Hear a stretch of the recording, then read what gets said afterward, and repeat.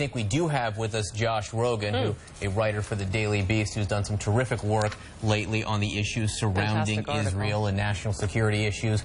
We've been talking about Secretary Kerry. We saw him a few minutes ago dealing with the Ukraine and the battle going on there. But when we talk about Israel and Gaza, he worked around the clock for nearly a week to try to forge some kind of deal. And not only did he come back empty-handed, he came back perhaps carrying a lot of baggage and a lot of criticism, particularly from the Israelis, Josh. Yes, as if the war in Gaza wasn't bad enough, the Israelis perpetrated a war of words over the weekend against Secretary of State John Kerry by leaking a bunch of quotes, really mean stuff, saying that his diplomacy in Israel amounted to a strategic terror attack on Israel because the deal that he floated, the deal that he proposed to Israel, which was rejected by the Israeli cabinet unanimously, in their view, brought Hamas to the same level of Israel, did not provide for the security of Israel, and would have provided Hamas billions of dollars, perhaps from Qatar. And this was just really the latest in a series of blows to the relationship between the Israeli government and Secretary Kerry, who have really not gotten along for the last year or so. But yet, you know, the Obama administration obviously doing some defensive talking of their own and sort of defending against the criticism that was leveled at Kerry. Talk about the tenuous relationship between Israel and the U.S. right now and how they've been and how they're going to go forward.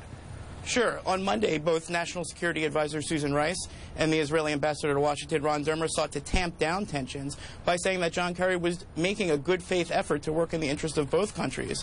That is true, but at the same time, what yesterday's resumption of violence showed is that there's a huge gap between what Secretary Kerry is doing in terms of his diplomatic efforts and the facts on the ground. Neither the Israeli government nor Hamas seems to be following Kerry's lead. This follows a week of intensive diplomacy in the region, where Kerry started by pushing an Egyptian ceasefire proposal that Hamas couldn't accept, and ended by pushing his own ceasefire proposal that Israel couldn't accept.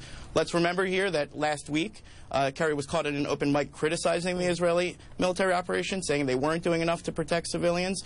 This also follows 9 months of intensive diplomacy, where Kerry pushed for a two-state solution between Israel and the Palestinian Authority, and that left a lot of bad blood in Israel because they felt that he didn't represent their interests sufficiently.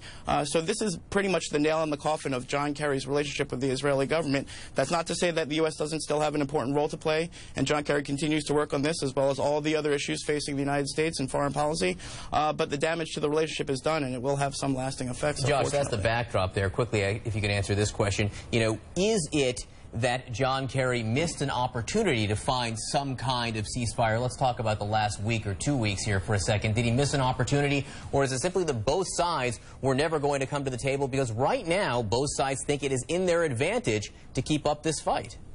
Yeah, most analysts would agree that it's the latter, that both Hamas has not achieved its objectives and therefore has an interest in continuing to fire rockets, and that Israel has not achieved its objectives, namely to destroy the tunnels that they keep finding that were much more extensive than they previously thought. So the situation just wasn't ripe for a ceasefire, at least a lasting one. Now that begs the question, since John Kerry must have known that, what exactly did he expect to achieve? Well, according to State Department officials, he wanted to produce an immediate ceasefire that was temporary, that could lead to a negotiation. But he can't want this more than the parties themselves. And I think that's what he realized after several days.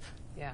That is such an important point. If the two parties who need to agree to the ceasefire don't want it as much as the outside groups that are trying to support them in brokering a deal, then we're a lost cause here. We're a lost cause. Josh Rogin, always a pleasure to have you with us on